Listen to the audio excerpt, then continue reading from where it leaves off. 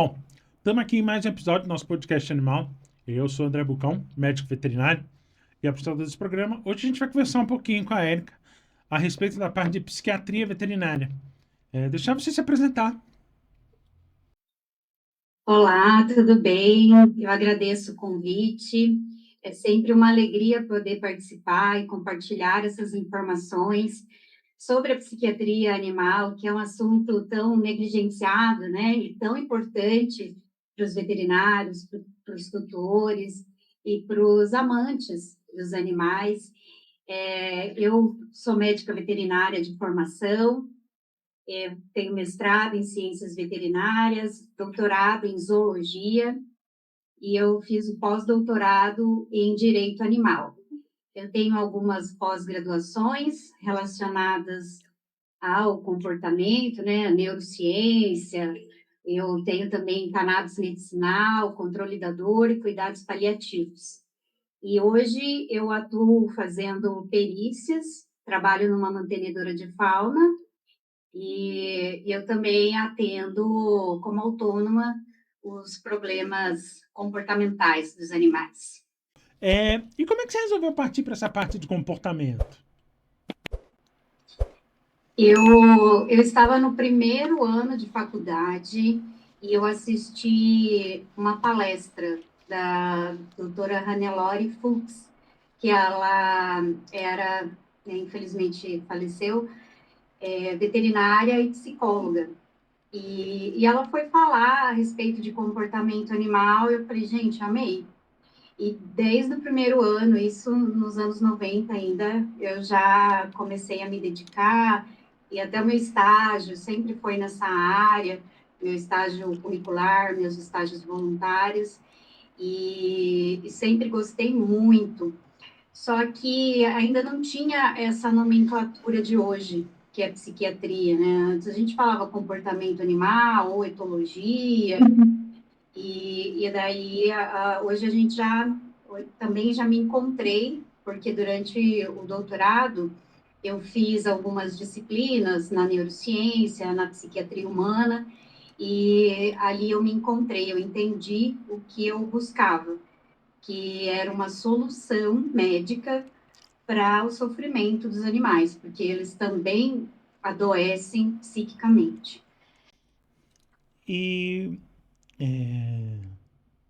até que ponto você tem a contribuição do tutor nessas alterações? Essa pergunta é bem comum,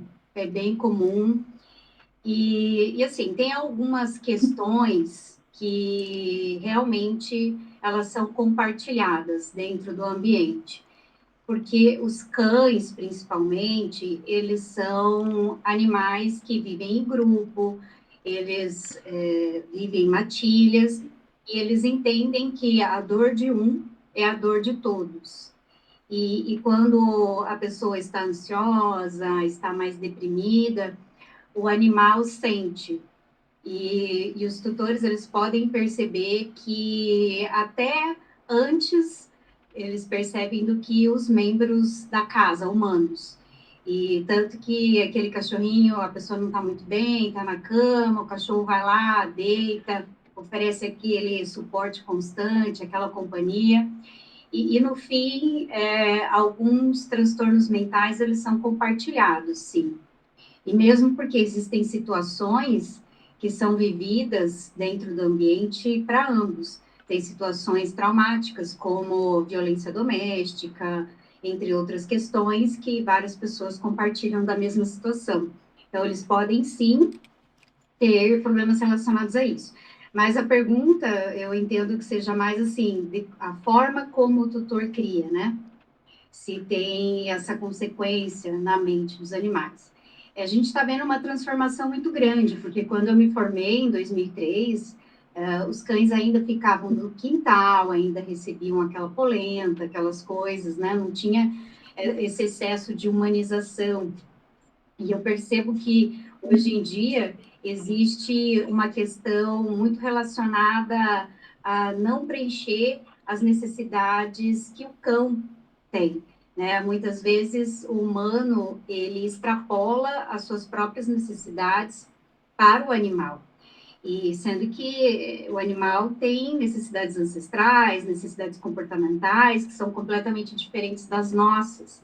Então, por isso que os animais estão adoecendo, estão em lugares menores, em menos contato com a natureza, executando menos comportamentos naturais da espécie. Então, isso realmente a gente tem observado um aumento muito grande nos casos de transtornos mentais. Então a gente pode dizer que a questão da própria humanização desses pets pode estar levando eles a adoecer? Com certeza, porque quando eu vou atender os animais, eu percebo que existe ali uma boa intenção, que existe um zelo, um cuidado, mas esses cuidados, eles muitas vezes não são aqueles que o animal necessita. O mercado pet também pegou isso muito forte. Ele entende que a dor do tutor ali mora uma capacidade de venda, né? Então, a indústria pet criou diversos produtos, mas não é isso que faz o animal feliz. O animal, ele gosta de simplicidade. O animal é pé no chão, o animal é instinto, o animal, né, os carnívoros, principalmente, eles precisam dilacerar, eles precisam lamber, eles precisam executar comportamentos naturais dos seus ancestrais. E daí as pessoas, né, não sei quantos banhos por semana, é um shampoo de R$ 600, é uma ração de 800, é o antipulgas todo mês, e isso vai deixando o animal com desbiose, vai deixando o animal com vários problemas, e não é o que ele quer. O cachorro, ele quer se sujar, ele quer lama, ele quer correr, ele quer brincar, ele quer roer um osso natural, né? Ele quer executar esses comportamentos, e daí as pessoas têm nojo das necessidades que esses animais têm. Mas se elas têm esse animal, elas precisam oferecer, precisam preencher essas necessidades deles, né? E eu vejo que são necessidades completamente diferentes das nossas. E por isso que os animais estão adoecendo e a indústria pet está lucrando. Então, nesse caso, tanto o excesso quanto a falta de estímulo também favorece. Porque se você tem estímulo demais, ele fica meio perdido. Estímulo de menos, ele vai ficar buscando aquele. Isso também traz uma certa confusão na cabeça desse pet, não? Traz, e isso é bem interessante, porque muitas vezes nós temos alguns pets até que têm umas necessidades até maiores de gastar energia, até de desafios cognitivos, mas tem alguns que eles não podem ser tão estimulados, tão incentivados a fazer diversas coisas sem planejamento, sem estrutura. Tem que ser tudo muito estruturado, tem que ser com recursos bem planejados. Eu até falo muito quando eu vou atender um animal, eu gravei uma aula sobre brinquedos funcionais, que são brinquedos que realmente têm uma função de fazer com que o animal execute um comportamento natural. E não brinquedos assim aleatórios, caríssimos, que não servem para nada.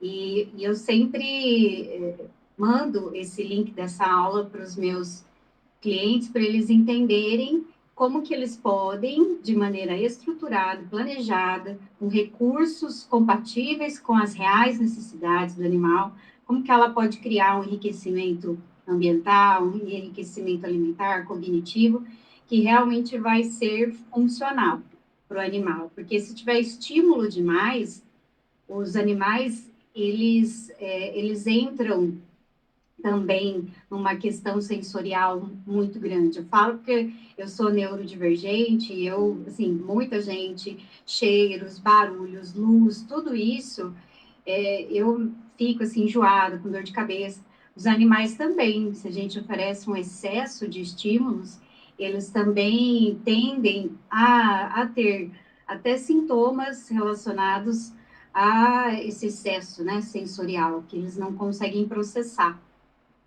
E se for crônico, né, eles podem adoecer, como nós, podem adoecer psiquicamente ou fisicamente. A gente acaba vendo muito em alguns vídeos de redes sociais e tudo,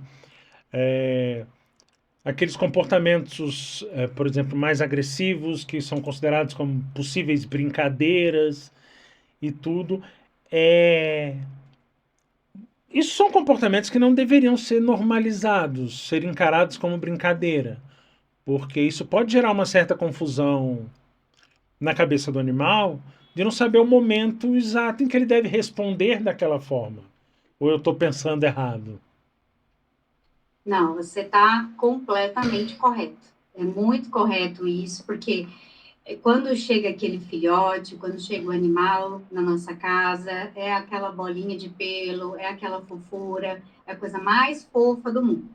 Mas assim como os filhos, nós precisamos educar os cães, porque quando eles atingem uma certa idade, ali depois dos 2 anos, eles podem começar a executar comportamentos que eles consideram e receberam recompensas para agir como tal. Então, desde de pequenos, eles precisam ter limites, eles precisam ter obediência, até para resguardar, né, os humanos ou até ele mesmo. Mas tem fases e fases, né? O cachorro, o gato também, eles têm uma fase de rebeldia, que é aquela adolescência do cão. Muitas vezes eles escutam só o que convém, eles são birrentos, eles fazem manha, e igual criança, se joga no chão, faz aquele drama, o cachorro também pode fazer. E se vê que funcionou, aí ele pode permanecer com esse comportamento. E esses comportamentos de mordedura, de avançar, de posse por recurso, por exemplo, né? O tutor fica lá, eu vou pegar sua comida, come senão eu vou pegar. Aí o animal vai, ou come muito rápido, engole, tem problemas digestivos, ou tenta se defender ali, rosnando para o tutor, e todo mundo acha lindo isso, mas não é legal, porque ele vai ter uma recompensa por aquele comportamento inadequado, que pode escalonar, né? Quando ele estiver numa fase adulta, esse rosnado pode mostrar os dentes, pode avançar, pode morder, pode provocar um acidente. Então, a gente nunca incentiva esse tipo de comportamento inadequado e sempre a gente vai recompensar o cão ou até o gato também por comportamentos adequados. Punir também é uma forma de você dar atenção para aquele animal. Você chama atenção, você fala, né? É uma forma também dele se sentir recompensado pela atenção. Então, é ignorar o que não for legal e recompensar aquilo que for comportamento adequado. Quais são as alterações mentais mais comuns que você tem visto durante os seus atendimentos nesses pets? Olha, depende muito da espécie, porque eu acabo atendendo só comportamento, então eu atendo diversas espécies. Em cães, disparado, assim, 90% dos meus atendimentos estão relacionados à ansiedade. Ansiedade da separação, eh, ansiedade de forma geral, como, por exemplo, medo de fogos, medo de chuva, animais que fogem, né, que correm sem rumo. Isso é muito comum. E dentro da ansiedade, 50% desses animais ansiosos são agressivos. Então, eles mordem o tutor, ou eles mordem a visita, ou eles mordem outros cães, ou sempre tem um problema de agressividade junto. Agora, os gatos, o que eu mais atendo são os conflitos. Eles brigando com os gatos que coabitam na casa.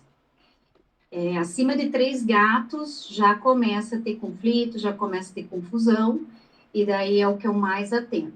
E em segundo lugar dos gatos é a síndrome de Pandora, que é aquele problema urinário, recidivante, que o animal urina com sangue. Esse problema é um problema psiquiátrico. E é até interessante aqui eu abri um parênteses e agradeço, né, pela oportunidade de expor essas informações, porque realmente são informações importantes. Muitas vezes o tutor ele vai levar esse gato para uma clínica geral, uma emergência, para ele ser desobstruído. Toda hora esse gato vai ser internado, toda hora desobstruído, chega ao ponto de até fazer aquele desvio de uretra, quando na verdade o problema não está na bexiga, está na cabeça do animal. Então é muito interessante a gente passar essa informação para salvar aí os gatinhos desses procedimentos extremamente invasivos, repetitivos e que nunca vão ter fim se não for tratada a causa primária, que é a síndrome de Pandora. E quando é que a gente pode perceber que um comportamento que teoricamente, como eu citei desses vídeos e tudo, eles consideram como engraçados, já passa a virar um sinal de sofrimento mental? Porque a gente tem visto muito viralizar por aí, que eu vejo muito, por exemplo, são aqueles vídeos de gatos tomando susto, cachorro tomando susto, esses cães, principalmente de porte menor, que meio que estimulam essa agressividade, porque parece bonitinho o cachorro atacando a pessoa. A partir de que momento isso deixa de ser saudável? A agressividade, ela nunca é saudável. A agressividade sempre tem alguma coisa por trás. A agressividade, ela pode vir de forma genética, né? Os pais desses animais eram agressivos, então, nesse caso, realmente é um pouco mais difícil de tratar, mas tem tratamento. Tem os animais que têm alguns transtornos mais sérios, como, por exemplo, o transtorno dissociativo, que é como se fosse a esquizofrenia em humanos. É um transtorno psiquiátrico recidivante, difícil de tratar, e o animal é extremamente agressivo, porque ele tem alucinações, ele tem questões auditivas, ele tem várias questões, e realmente são animais que precisam até tomar antipsicótico, porque eu tenho pacientes com esse transtorno e realmente é difícil. Agora, tem a agressividade que ela está relacionada a essa recompensa que o animal teve por fazer, né, ameaçar o tutor ou ameaçar os outros animais. Ele consegue proteger um recurso, ele consegue atenção, ele consegue um reforço. Aí nisso ele fica nessa situação, só que não é bom para ele também. A agressividade nunca é um sinal legal. A agressividade é um pedido de socorro, é um pedido de, poxa, olha, não aguento mais, não quero, né? É um limite que o animal está colocando ali. Se ele tem essa provocação, né, do tutor, eu não acho interessante isso, não. Eu vejo que realmente viraliza e não é legal, porque nisso, né, vai ali aumentando o cortisol, que é o hormônio do estresse, e esse cortisol, quando ele vive constantemente elevado, ele tem diversas consequências no organismo, como problemas de pele, animal com cardiopatias, problemas digestivos, problemas mentais, entre outros. E quando a gente fala, por exemplo, nesses traumas que esses animais adquirem, né? Até que ponto a gente consegue manejando só alterações de comportamento e tudo, e em que ponto a gente passa a ter que medicar? Ótima pergunta. Também quero aqui, né, aproveitar a oportunidade para eu tirar esse estigma da medicação psiquiátrica, porque quase 100% dos tutores me fazem a seguinte pergunta: meu animal vai ficar dopado? Até quando não é o tutor, é algum outro profissional que fala, mas eu acho que não tem que medicar porque o animal vai ficar dopado. Então, a primeira coisa que a gente tem que desmistificar é que o tratamento psiquiátrico moderno é muito diferente da psiquiatria medieval, que, né, realmente eram utilizadas medicações pesadas, que o animal ficava anestesiado. Só que, no caso, para o animal ficar sedado, não é o psiquiatra, é o anestesista. Então, eu não trabalho com medicamentos que deixam o animal sedado ou o animal anestesiado. Eu trabalho com medicações que não alteram o estado mental, que simplesmente elas vão ajudar, né, em determinados casos, nem todos, porque eu trabalho com também práticas integrativas, complementares, medicina natural, cannabis medicinal, mas tem cães que precisam medicar, gatos também. Existem animais que têm transtornos muito graves, e transtornos mentais em animais, eles também podem levar à morte. Existem animais que eles perdem essa noção de integridade com o corpo, se mutilam. Tem animais, eu atendi um animal uma vez que comeu o rabo inteiro, e quando começou a comer os dedinhos da patinha, o tutor levou para atendimento. E ele levou para eutanásia, porque ele não sabia que existia psiquiatra. Só que eu estava atendendo no dia e eu expliquei para ele. Nós iniciamos o tratamento, nunca mais o animal teve esse comportamento de automutilação, porque a gente necessita, não tem como eu tratar um caso grave como esse de compulsão, que é um toque, né, uma compulsão, com medicação natural, ou só com o ambiente, porque realmente a estrutura cerebral desse animal estava alterada. Existem transtornos mentais que eles fazem alterações estruturais cerebrais, na anatomia, né, e na fisiologia. Então, realmente, eu preciso contar com a medicação. Não que eu seja favorável 100% em todos os casos, mas tem casos gravíssimos, né? Eu tenho outro pacientinho que, quando chove, ele se joga, e uma vez se jogou numa porta de vidro e ele se cortou inteiro.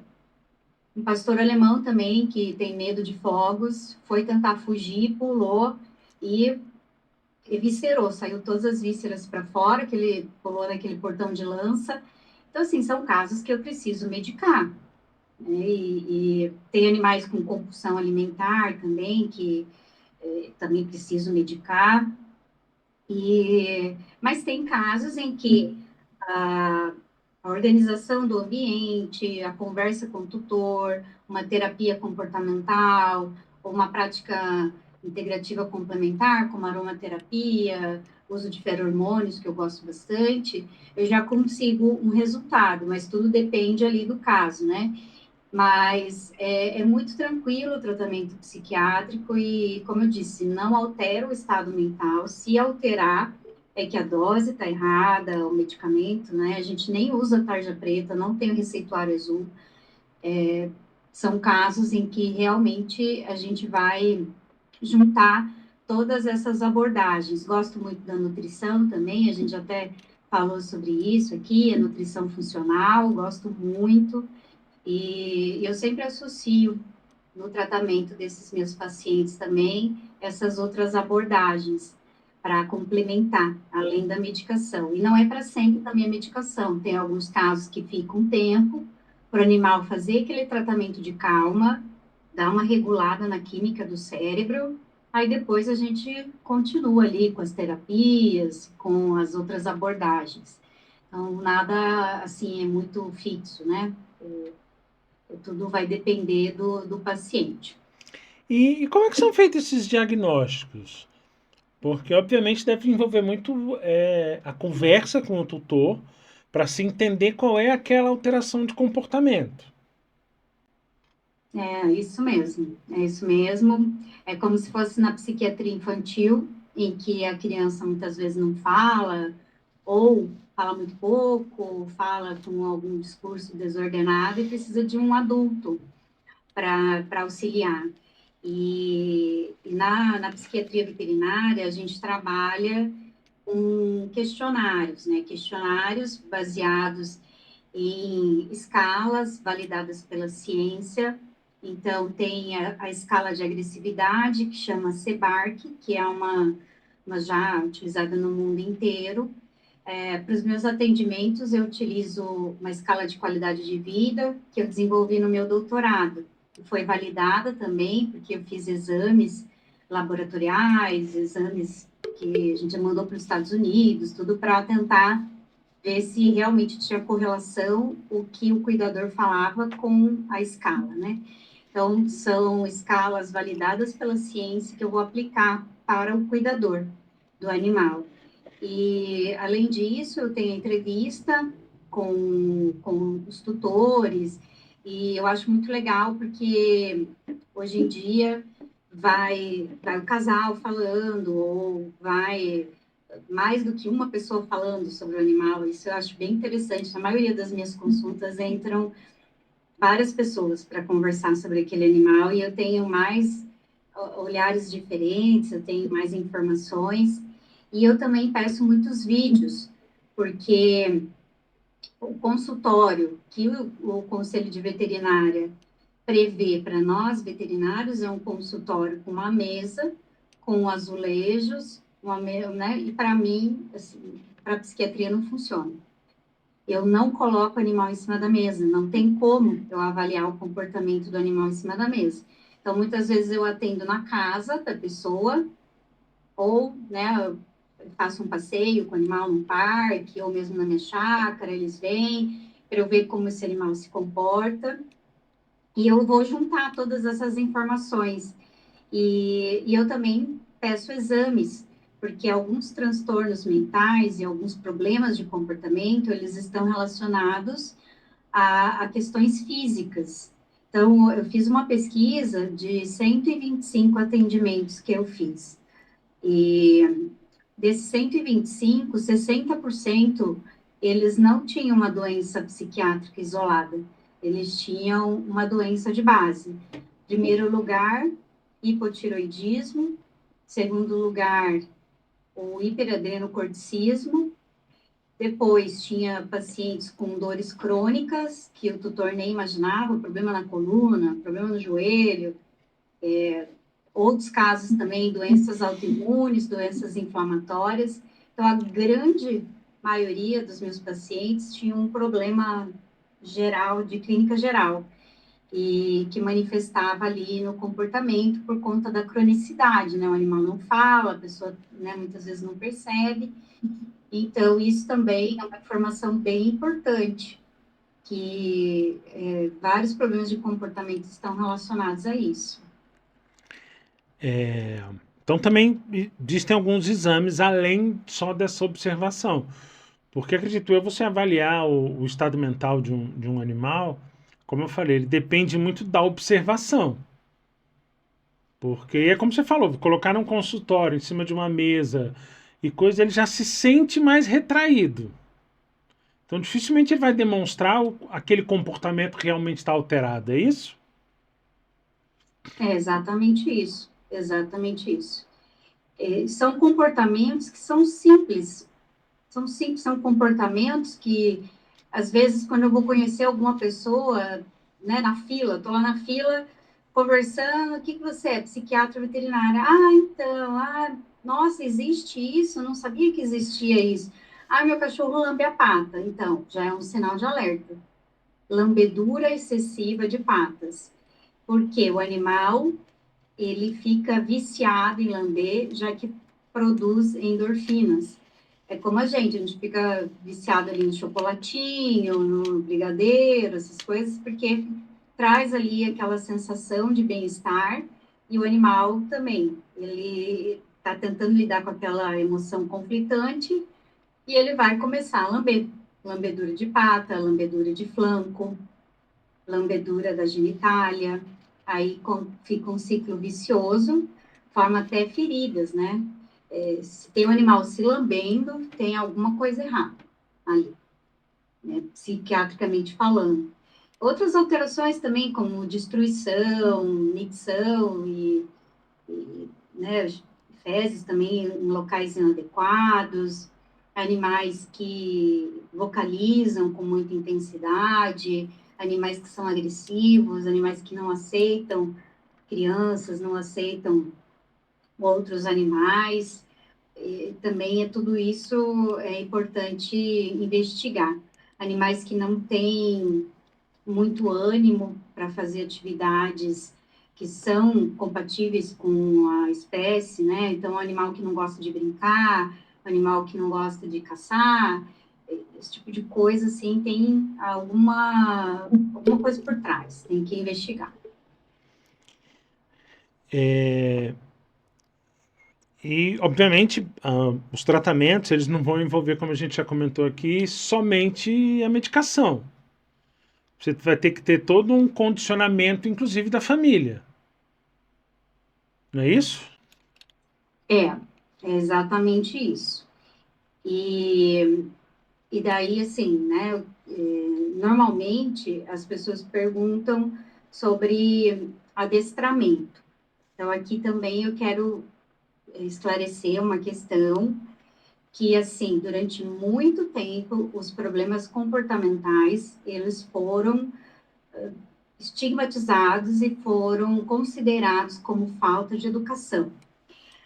Aí, o que acontece? Muitas vezes, um animal tem uma alteração de comportamento porque é como se fosse um pedido de socorro, né? O animal tem uma doença de base, o animal tem uma dor, o animal vive num ambiente hostil, vive maus tratos, né? Tem várias situações em que ele apresenta esse comportamento como uma forma de se comunicar.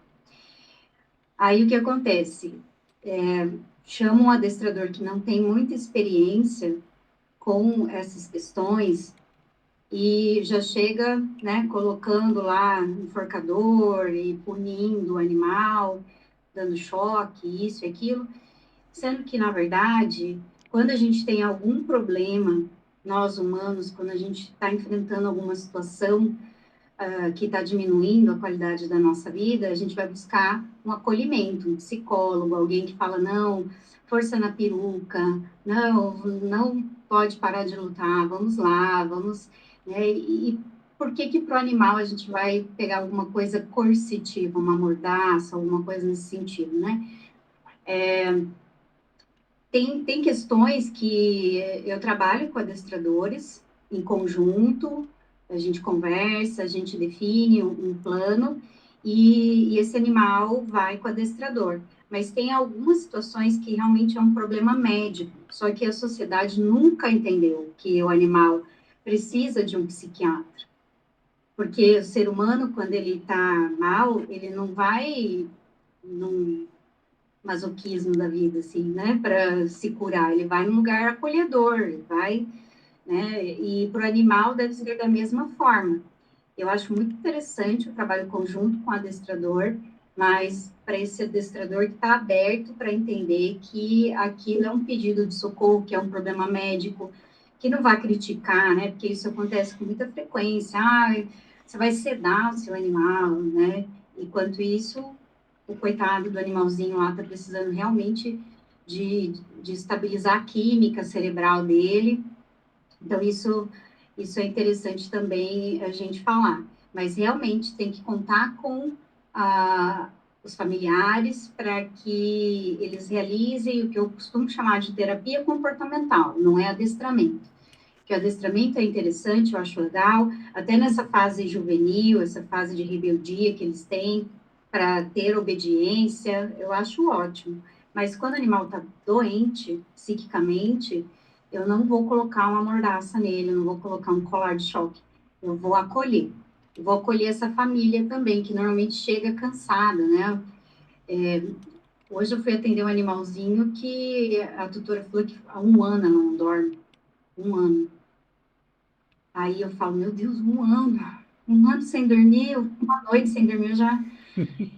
Então, assim, não tem por que eu contratar um adestrador, um animal que não dorme. Um animal que não dorme, ele tem um problema médico, né? Então, eu preciso estabilizar essa química desse animal, tentar entender, ver se ele tem uma doença de base, ver o que preciso fazer exames, ultrassom, exame de sangue, etc. Então, ele precisa de um médico veterinário. E a gente, como veterinário, não pegou ainda essa situação, porque até colegas encaminham, não psiquiatra, mas para um adestrador. E eu vou fazer uma crítica aqui também. Eu escrevi um livro de psiquiatria animal, né? É o primeiro livro do Brasil sobre o assunto, e, assim, eu escrevi para os médicos veterinários, mas 90% de quem comprou foram tutores, pessoas que querem entender a mente do seu animal. E para aquele público que eu escrevi, não, o público não se interessou. Então, eu acho que ainda falta, até para os estudantes novos, entenderem que é um mercado que, né, uma fatia que precisa ser levada em consideração dentro das faculdades, falado mais sobre isso, nas disciplinas, porque o aluno, qual exame eu vou pedir, né? Que exame que eu peço para um animal que tem problema na cabeça, digamos? Né? Tem vários exames que, inclusive, né, eu trabalho com perícia judicial, são exames que você pode comprovar maus tratos pelo exame, né? O exame de sangue e outros exames, não só, né, patologia geral. Mas, assim, nós precisamos entender que é uma questão médica. Mas só que o que acontece? O clínico vai receitar a amitriptilina ou a fluoxetina, que, na verdade, faz uns 10 anos que eu quase nem uso. Muito raro, alguns casos que eu uso. Então, né, assim, tem essa nova ciência aí, que, nova não, né? Mas que está sendo bem aceita agora pelos tutores, pela sociedade, pelas transformações que os animais estão tendo. Uhum. Até na Netflix tem uma série, eu não sei se está à disposição ainda, que chama Animal, É e muito que boa. existe essa crítica, né, com relação a esse excesso de gastos inúteis, né, para o animal, sendo que, na verdade, ele tendo as necessidades atendidas, correr, brincar, ter a companhia do tutor, rolar no cocô de vez em quando, é isso aí, a vida dele é isso. E você acha que às vezes alguns veterinários acabam não levando muito a sério o fato desses transtornos mentais, desses animais, e colocar sempre a culpa no comportamento e não em algum trauma ou algum desvio de. Tipo assim, algum problema relacionado à mente mesmo, ao funcionamento desse cérebro. Ser considerado isso tudo como comportamento não desejado. E não como uma alteração de comportamento mental mesmo. Ao invés de comportamento não desejado, um trauma, alguma coisa que realmente seria necessária uma intervenção mais profunda. É isso? É isso, é exatamente isso. O que acontece? Não foi falado na faculdade a respeito da fisiopatologia do trauma, não foi falado de quais são os processamentos emocionais dos animais, como que funciona o comportamento, como que funciona a fisiologia do comportamento, como que é a cognição na questão comportamental do animal. Não, na psicofarmacologia, ninguém teve, eu não tive. Ninguém teve essa parte. Então, assim, eu acho que o aluno sai sem ter o conhecimento básico. Então, não tem como, ele não sabe nem como que é a anatomia, num transtorno mental, o que, que acontece? Então, não tem como, né? E nem ele indicar isso, porque é falta realmente de informação. É que eu fui seguindo essa área, e, mas assim, também fui estudando, fui vendo material de fora, porque é muito pouco abordado na academia, não tem pós-graduação em psiquiatria animal, não tem, né? Teve uma formação, até fiz essa formação, durou um ano, mas assim, né, eu acho que realmente falta informação, porque tem alterações, e essas alterações, elas são compatíveis com sinais clínicos, na verdade, não é nem alteração comportamental, são sinais clínicos, né, dos transtornos mentais. Então, eu acho que é realmente falta de informação. E a gente acaba comentando muito a respeito de cão e gato em função de, teoricamente, estarem mais próximos da gente. Mas esses transtornos mentais podem acontecer também em animais de produção, animal silvestre, ou até mesmo animais mantidos em cativeiro. Oh, principalmente. Eu resolvi escrever esse livro de psiquiatria, porque é, a minha, na minha, no meu experimento do doutorado, eu tinha que visitar zoológicos e entregar alguns brinquedos para esses macacos. E eu até já falei aqui em outro momento que eu fiquei super empolgada em fazer enriquecimento ambiental para esses animais, com os brinquedos da Pet Games, com castanhas e não sei o quê. E quando eu fui entregar para esses macacos, eles nem olharam. Então, assim, dos 22 macacos, 6 só interagiram com o brinquedo. E daí eu fiquei muito chocada com aquilo. E aos poucos eu fui conhecendo os zoológicos aqui no Brasil e no mundo, e eu fui percebendo o que tem por trás, nos bastidores, porque daí eu era pesquisadora, e daí eu pude ver. E assim, os animais, tinha um animal, um macaco, que ele ficava 24 horas olhando para a parede. Dia e noite, ele ficava na mesma posição, ele de vez em quando, assim, só se mexia ali para pegar uma comida, muito pouco, porque ele era muito magrinho. E daí eu falei, gente, é muito mais sério do que eu estava imaginando. Porque uma coisa é você ver na teoria, aí outra coisa é você rodar assim e ver na prática. Eu falei, não, tá errado, gente, isso aqui. E daí eu pensei, nossa, mas a gente precisa medicar esses animais, a gente precisa fazer alguma coisa. Mas nunca foi feito. Então, todo esse percurso aí, até hoje eu não sei se fazem tratamento em zoológico para animais que têm transtornos mentais graves.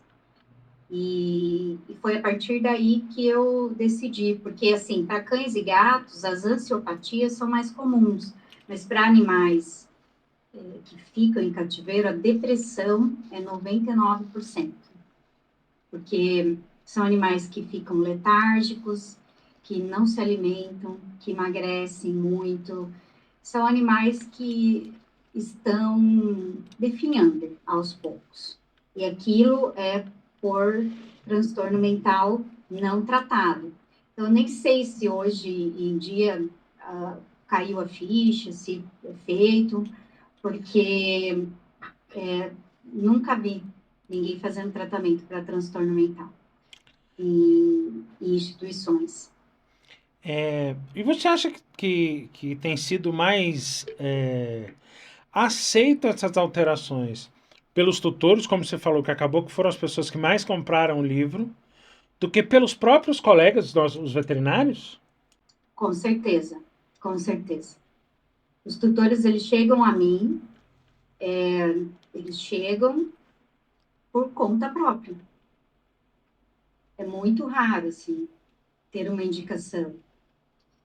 Tem, né? Tem uma ou outra, mas, assim, eu até tentei, em alguns grupos de veterinário, fazer algumas publicações, assim, sobre determinado tema, falar sobre algum transtorno mental específico, explicar, né? Mas ninguém liga, daí eu acabei meio que desistindo. Então, eu acho super, super importante esse assunto, porque ainda mais hoje em dia, né, que eu estou vendo um aumento muito grande, porque antes eu não conseguia sobreviver só com a psiquiatria veterinária. Antes eu tinha outras coisas também, atendia como aromaterapeuta, vendia alguns produtos, tinha uma padaria canina. Hoje já até tive que deixar esses outros trabalhos porque aumentaram muitos os clientes e a procura. Mas há uns 7 anos atrás, assim, eu atendia uma vez por mês, era muito esporádico. Hoje não, hoje já tem uma busca e é pelo tutor. E o tutor que ele já tem essa informação, e ele quer dar o melhor para esse animal, ele quer entender o que ele pode fazer por aquele animal. Isso eu tenho achado bem interessante, como as pessoas elas estão se informando.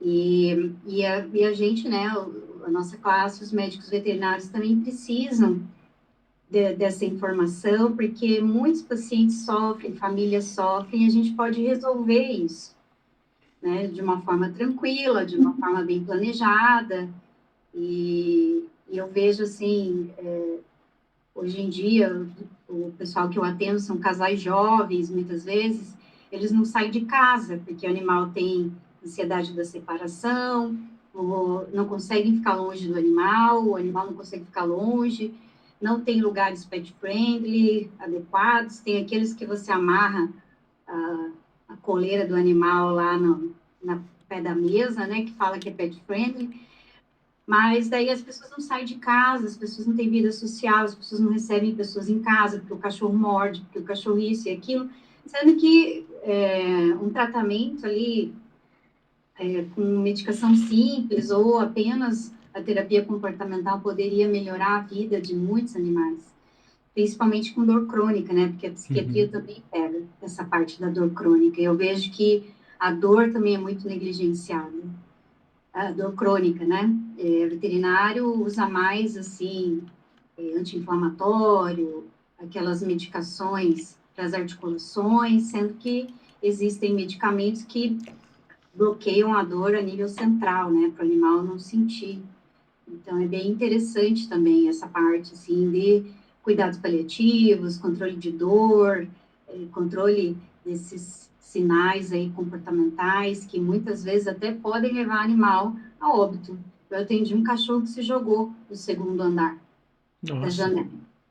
Então, tem umas coisas assim, diferentes, né? E realmente são coisas que a gente pode evitar. Conflito entre animais também é bem comum nas casas.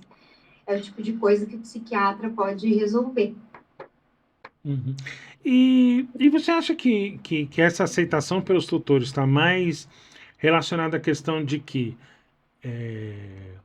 entre os tutores a gente consegue ter uma noção melhor de que a saúde mental é importante? E aí é uma pergunta e uma crítica ao mesmo tempo. E entre os veterinários a gente não consegue perceber o tanto que a saúde mental é importante. Então, com isso, a gente faz com que meio que desprezando a importância que a saúde mental teria nossa dentro da profissão, passando isso para os animais e tratando isso só como alteração de comportamento? Olha, eu acho interessante essa reflexão e esse apontamento, porque pode ser, pode ser. Ou ainda o veterinário não entendeu que não é o adestrador que faz esse trabalho, que é um problema médico, um problema sério, e, e os tutores, eles estão cada vez mais pesquisando. Agora com o chat GPT, então, nossa, eles já chegam com tudo na ponta da língua, né? E eles provavelmente pesquisam alguma coisa assim, e eles já chegam com a informação. Eu acho bem, bem interessante. E o tutor, O perfil do público que eu tenho atendido é um público jovem, que não deseja ter filhos e que deseja longevidade, qualidade de vida, e ele já é um público que entende essa importância, porque é aquele que também dá valor a uma terapia, que também busca um serviço de saúde mental, é aquela pessoa que também está se cuidando e que deseja, não é o perfil que o veterinário culpa, daquela coisa, o tutor que é culpado do animal ser assim, né? Não, é aquele tutor que ele tem muita consciência e ele tem muito autoconhecimento e ele deseja isso para o animal dele também, e ele vai procurar alguém. Tanto que, assim, até na minha cidade, o atendimento presencial não é muito comum, eu atendo mais em parceria com outro, claro, né? Porque sempre que eu vou atender um animal fora, eu também faço uma parceria com o veterinário, porque eu preciso que alguém faça um exame físico, que alguém colete os exames, né? Aí a gente faz uma parceria, assim, para eu ter certeza que esse animal não tem nenhuma condição orgânica, que é bem compatível também, né, com alterações de comportamento. Então, assim, o tutor, ele já conhece, muitas vezes, a cannabis medicinal, ele já conhece os óleos essenciais, ele já conhece essa linguagem, assim, né? Então, é um público que está em busca de uma melhor qualidade de vida para, assim, multiespécie, digamos. Todos da casa, e é bem interessante, que é um público muito aberto, é um público muito parceiro, que muitas vezes, na clínica geral que eu atendi muito tempo, às vezes a gente não tinha essa parceria, né, da pessoa, você passa um tratamento, às vezes a pessoa não faz, e, e eu vejo, assim, que esse público que está buscando, ele é um público que realmente quer que o animal fique bem, que quer que ambos ali da casa melhorem. É muito bacana isso. Eu acho que a gente tem que democratizar mais ainda a psiquiatria, porque tem muita gente precisando, mas não conhece, né? E isso é extremamente comum em qualquer lugar que eu vou. Mas existe isso, eu não acredito. Primeiro eles acham engraçado, né? Mas o animal tem mente. Já perguntaram se o animal tem sangue para mim, né? Mas aí eles perguntam, mas o animal tem mente? Umas coisas. Então, tem mente, é tudo muito parecido, a anatomia muito parecida, a doutora Eugênia Prada, anatomista da USP, já fez essa correlação, é tudo muito parecido, eles sofrem, eles sentem, né? Então, as coisas, elas acontecem, assim, de forma conjunta mesmo, em todos da casa, né, multiespécie. E falando um pouquinho a respeito da própria psiquiatria mesmo, você acha que é uma área que tende a crescer dentro da veterinária? Eu acho que sim, mas a gente não pode se espelhar em alguns psiquiatras humanos, porque a gente está sofrendo aí um excesso de medicalização, né? E muitas vezes até o médico nem olha para você, ele está no computador lá, está falando, ele está olhando no computador, já está fazendo tua receita, tchau, né? Eu acredito muito na psiquiatria, mas numa psiquiatria mais integrada, que você vai ter conhecimentos da clínica geral, que você vai ver se esse paciente não tem nenhuma questão orgânica, investir também num tratamento multimodal, utilizando a nutrição, utilizando outras práticas integrativas, controle de dor, com fisioterapia, por exemplo, e no caso da medicação, quando for necessário. Mas eu imagino que seja uma profissão do futuro. Assim, para quem está na faculdade, eu acho que vai ter muito campo pela frente, porque realmente eu saí de uma condição que eu não conseguia pagar minhas contas, e de uma outra condição, um aumento significativo da procura por esse tipo de serviço. E nós somos em poucos no Brasil, temos poucos profissionais, e vai precisar de mais profissionais no futuro, porque os animais estão adoecendo cada vez mais. E a tendência é ficar pior, né? Se a gente continuar com essa sociedade aí, toda torta, aí a tendência é precisar de a rodo de veterinário psiquiatra. E você acha que isso tem muita relação com a falta da formação específica para a área? Que deveriam haver mais cursos voltados para a área de psiquiatria?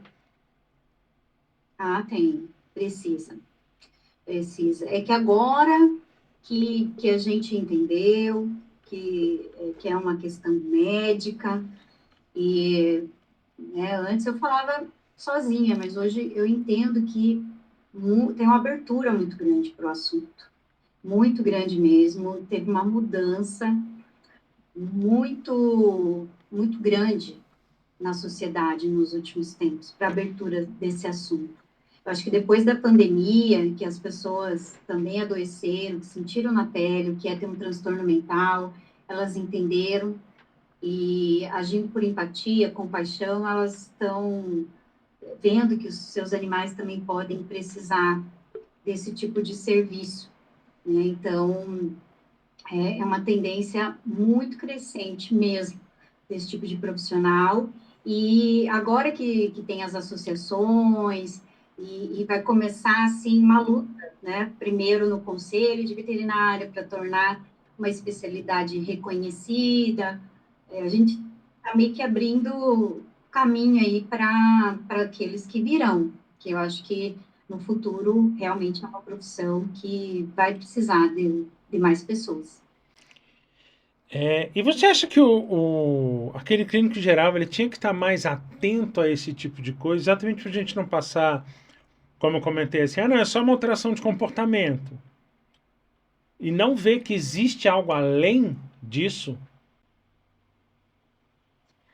Eu acho muito importante o clínico ir atrás dessa nova ciência aí, digamos assim, que é a da psiquiatria animal, até para ele poder indicar, porque muitas vezes a gente minimiza ali a situação, né? Como você disse, é apenas uma alteração comportamental, uma lambedura de pata, né? Vamos vender aqui, sei lá, uma pomada hidratante de patinhas e passa isso daí 2 vezes ao dia, mas não, atrás dessa lambedura pode ter um animal com um problema na coluna, pode ter um animal com displasia coxofemoral, pode ter um animal com depressão, com ansiedade, com toque, com trauma, né? Algum animal que vivenciou situações aí que a gente vê na internet todo dia, né? Maus tratos. É um animal que ele tem dificuldade de regular ali as suas emoções. E é um animal que lambe pata. Então, o que tem por trás dessa lambedura de pata? Né?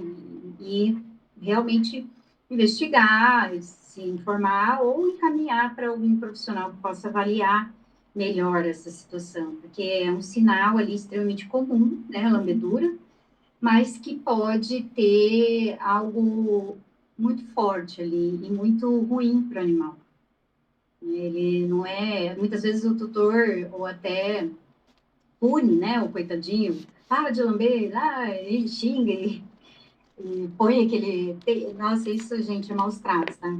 Colocar colar no animal que fica se coçando, se lambendo, porque é um problema psiquiátrico também, tem É, problemas de pele, recidivantes, que eles são de origem psíquica também. eu tenho um paciente que ele sofreu uma lesão na córnea e durante o tratamento mantiveram ele 2 meses de colar. Hum, Então ele ficou num nível que você não podia colocar a mão nele. Eu fui obrigado a entrar com medicação, porque pesquisando e tudo, eu falei, cara, não tem o que fazer. Ele tem um trauma em função do colar. Hoje em dia eu já consigo fazer ultrassom, consigo medicar, consigo fazer um monte de coisa com ele. Ele estava indo super bem, até que eu precisei internar e colocar um colar para ele não retirar o acesso. E Nossa, aí todo o trabalho que eu já tinha feito foi por água abaixo. puxa vida. E aí a gente É, volta todo aquele processo de novo. puxa, daí ele lembrou, né, gatilho. É, É gatilho para uma crise e o animal, muitas vezes, até isso é bem comum, quando tem fogos, quando tem algum trauma muito grande, o animal fica dias para se recuperar, dias. Então, o fato de colocar o colar, ele com certeza ficou dias ali para... foi. E aí hoje em dia a gente já consegue, eu já consigo mexer com ele, fizemos coleta de sangue, ele já não reclama. Pro banho e tosa, que era algo que ele ficava extremamente agressivo, ele já não fica mais. Então eu consegui, com o uso de medicação, dar uma certa desensibilizada, né? Mas é um animal que eu sei que qualquer coisa ali pode ser gatilho para ele voltar àquela agressividade toda. E aí quando a gente fala assim, cara, é um shih tzu de 7 quilos. Qualquer lugar é perto da boca para ele me morder. Né? Então fica mais complicado. Então eu consegui organizar isso nele. Às custas de muita leitura, de saber como é que eu ia fazer e tudo. Exatamente por quê? Porque eu não tinha exatamente esse conhecimento da área de psiquiatria. Então a gente vai lendo, vai tentando resolver, mas consciente de que aquilo ali tinha um problema que não era só comportamental. Existia ali um certo trauma, É, né? Mas ali eu tenho um histórico. E no caso de um animal, por exemplo, que é adotado adulto e apresenta essa agressividade ou algum desses transtornos, é mais difícil a gente definir, não? é o que acontece aqui na nossa mantenedora. Os animais, eles chegam, eles não têm muito histórico. O que é falado é que foi trazido pela polícia e que estava em alguma situação ilegal. E tem, às vezes, falam assim, é tráfico, mas não exatamente o que o animal passou, o que o animal sofreu. Então, muitas vezes, eu não sei o que aconteceu. Né? E claro que, aos poucos, eles vão demonstrando alguns comportamentos, a gente possivelmente vai entender. Então, por exemplo, tem uma macaca que ela não gosta de mulher. Se ela vê mulher, agora tem um outro macaquinho que não pode ver homem. Então, eles lembram, né? Tem alguma semelhança ali, a gente consegue entender que pode ter acontecido alguma coisa relacionada com aquele sexo, né? E então, realmente, e muitas vezes o animal ele sofre as consequências. Animais também têm aqueles transtornos de estresse pós-trauma, né? Aquele transtorno que é bem comum em pessoas que vão para a guerra, né, que sofreram assalto, qualquer situação assim. Então, animais que sofreram traumas, eles também podem desenvolver. E nesse tipo de transtorno, o animal, ele chega até a sonhar. Ele sonha, ele tem pesadelos, ele acorda, ele grita, ele está revivendo o trauma. A gente entende que ele revive, que tem gatilhos ali, né? Então, realmente, a gente não consegue saber a causa, mas a gente acaba tratando ali o trauma, porque, às vezes, vários traumas diferentes resultam no mesmo transtorno, na mesma sintomatologia, né? Então, a gente consegue fazer esse tratamento de forma integrada. É uma área que eu vejo também como uma área de grande crescimento.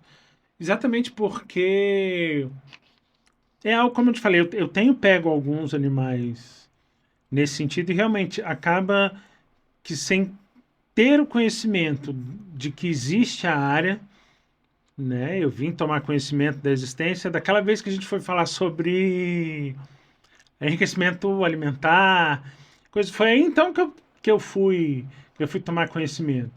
E aí a gente acaba, então, bom, tentou-se com o adestrador, não deu conta, tentou com isso. Então não é apenas uma alteração de comportamento, é algo além. E obviamente a gente tem que meter as caras e ler, estudar e ver como é que funciona, o que, é que não funciona, como é que vai fazer, como é que não vai fazer, meio que na marra. Né? Então É, eu vejo que é uma área que tem aí um potencial muito grande, que eu acho que realmente precisa de mais profissionais. é verdade. Mas eu vou fazer minha propaganda aqui, cadê? Ó, o livro de psiquiatria animal. Se bem que, assim, né, coloquei à venda e ele esgotou em 2 semanas. Que ele foi colocado à venda, esgotou.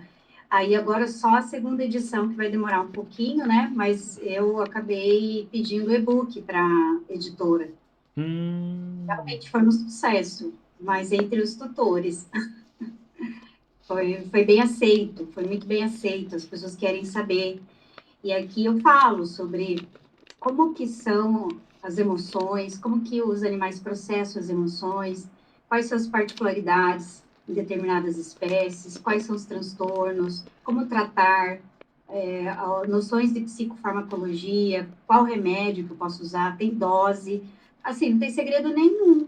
Se o clínico geral, ele pode dar uma olhada, dar uma lida, e tem os medicamentos, tem as explicações, é muito fácil de acessar ali, né? uhum, Tem também receitas para alimentação natural, tem bastante coisa bacana ali, que é uma forma também de tratamento, né? Aquela nossa conversa sobre o enriquecimento alimentar é também uma forma de tratamento para eles. Eu vejo, assim, que tem cães, eu tenho um cão que ele é extremamente ansioso, ele teve várias consequências da desnutrição, né? Ele estava na rua e ele era muito ansioso. E hoje o tratamento dele é alimentação crua com ossos. É o que trata ele. Ele lambe, ele dilacera, ele rói os ossos, ele gasta energia. E é a forma que ele ficou mais calmo. Porque ele é muito esganifado e louquinho, tadinho. Mas o tratamento dele é a dieta crua com ossos. Por isso que eu falo, cada paciente ali tem um tratamento que mais se adapta ali à realidade dele, né? uhum. Eu vou procurar depois o livro, Vou te porque dar de presente, vou te mandar. porque é realmente um tema, como eu falei, a partir daquele dia eu comecei a ver de outro jeito, sabe? O, essa parte. Porque eu tenho visto muito de cães extremamente ansiosos, de cães com alterações que antes eu pensava que eram de comportamento, e eu passo a analisar de outra forma. Né? E eu acho que é bastante interessante mesmo. E eu acho que é o futuro, porque. é, e eu sou meio crítico dessa questão da humanização excessiva dos animais. Porque eles estão acabando adquirindo transtornos que não deveriam ter.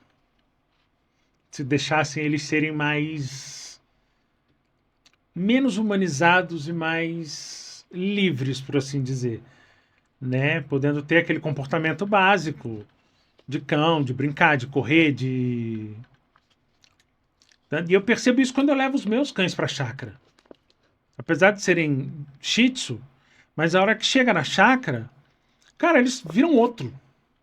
Porque corre, se suja. Ah, a praga da minha cachorra resolve correr atrás de galinha. Ah, praga de 6 quilos querendo matar a galinha. Falei, rapaz, a bicha te carrega. Você fica aí. Então eu vejo tanto que isso traz neles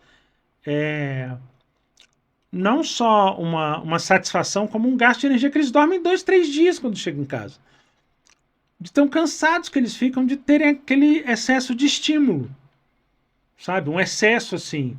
Na verdade, são estímulos favoráveis porque a gente não força nada. A gente simplesmente deixa eles soltos. Realmente, porque a vida, emocional dos animais, ela é muito complexa. E a nossa, às vezes, se limita a trabalhar, voltar para casa, tomar um banho lá com os nossos produtos importados ou não, e deitar no ar-condicionado, assistir uma Netflix. Às vezes a nossa vida é assim. Agora, a vida emocional dos cães, dos gatos, envolve várias coisas. Envolve marcação de território, envolve odores, envolve cheiros, envolve várias emoções, até a forma que eles guardam as lembranças são diferentes da nossa, porque essa vida sensorial deles é muito ampla, né? Então, tem muitas possibilidades da gente oferecer qualidade de vida, oferecer enriquecimento. Aí os tutores falam assim, mas eu não tenho tempo de sair passear 3, 4 vezes, 5 vezes. Eu falo, não, calma, ninguém vai precisar sair tantas vezes, né? É só você ter ali um treinamento de faro, ter um tapete de lamber, um tapete de fuçar, usar, às vezes, não tenho o que fazer. Compra uma camomila, compra uma lavanda, erva mesmo, já é um enriquecimento, porque para a gente, às vezes, nem tanto. Mas para o animal ali, ele sentir um odor diferente, uma coisinha nova, já é uma forma da gente estar dando uma experiência para esse animal. Então, são coisas simples. Se a gente tiver dúvida do que o animal gosta, pense numa coisa simples, que é o que eles vão gostar, né? E não, assim, coisas absurdas, carésimas, que não faz sentido para o animal. Ele sendo quem ele é, podendo executar os seus comportamentos, a sua essência, o seu instinto, é isso que o animal quer.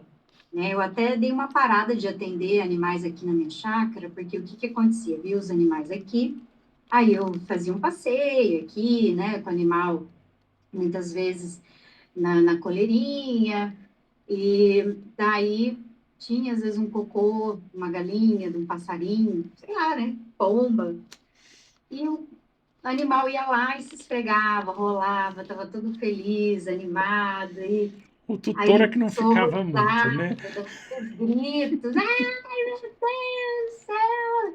Aí eu dei uma parada, falei assim, gente, não vai dar, porque, né, é normal eles fazerem isso, é uma forma deles colocarem uma espécie de perfume no corpo deles, e eles ficam todo faceiros, né, assim, todo animado. E daí o tutor não gostava muito, daí agora eu tenho ido mais a domicílio, porque para evitar. Mas eles amam se esfregar, não sei o que acontece. É uma forma, né? Mas não é muito aceito hoje em dia. Bom, para a gente descontrair um pouquinho, são perguntas e respostas rápidas, né? Ah, quais que são os maiores desafios dentro da psiquiatria animal?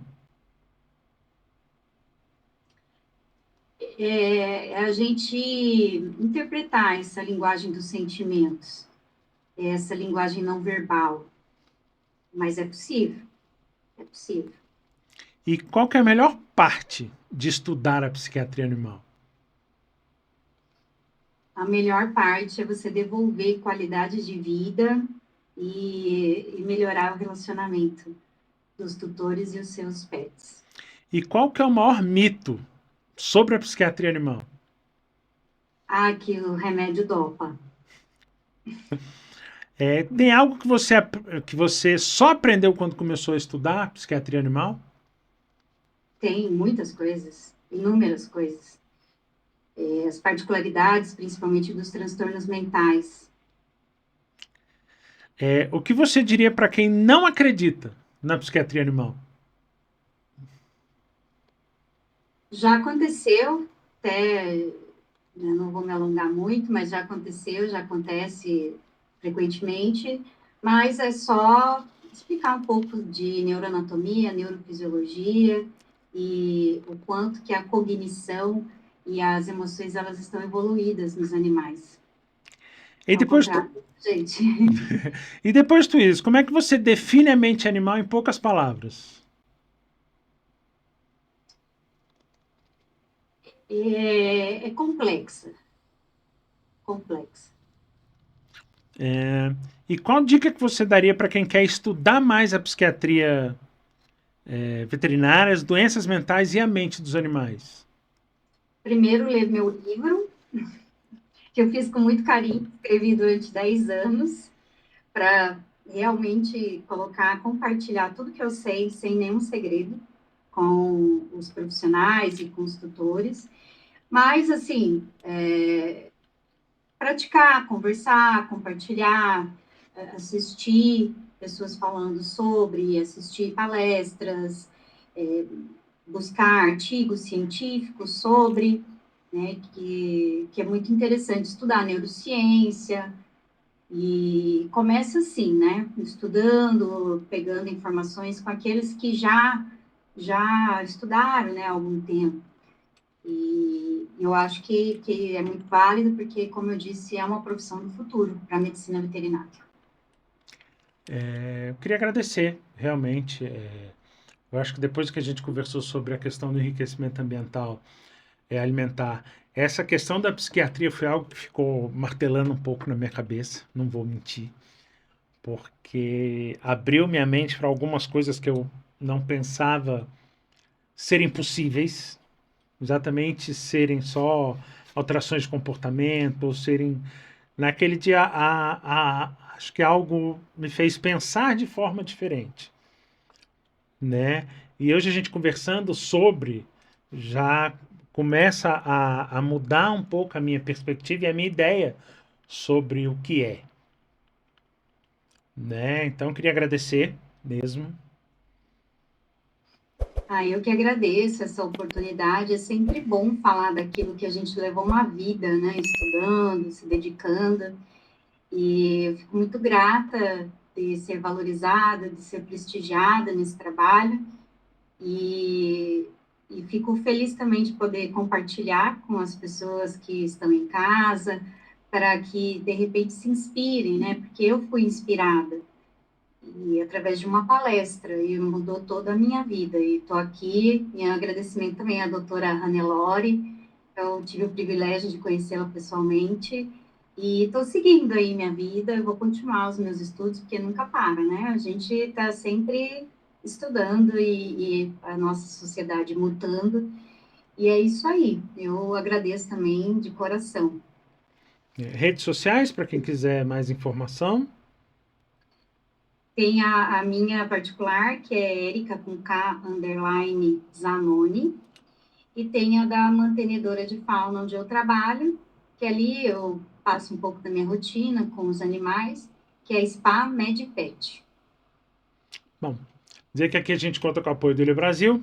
Então tem estúdio podcast, tem estúdio com chroma key, dá para fazer curso, videoaula, tem equipe de marketing, tem equipe de produção. Então vale a pena vocês conferirem também e dizer que é isso. E até semana que vem.